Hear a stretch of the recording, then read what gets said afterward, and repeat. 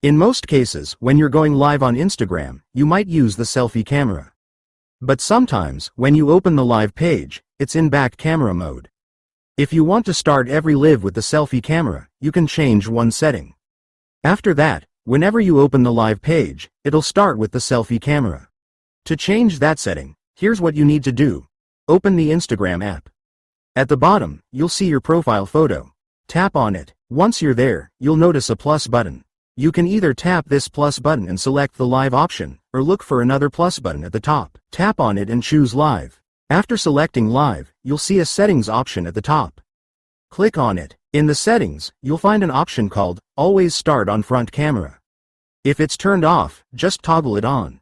After that, when you open the live page, you'll go straight to the selfie camera. That's how you can easily enable this setting. I hope this tutorial was helpful for you. If you found it useful, consider subscribing. See you in the next video.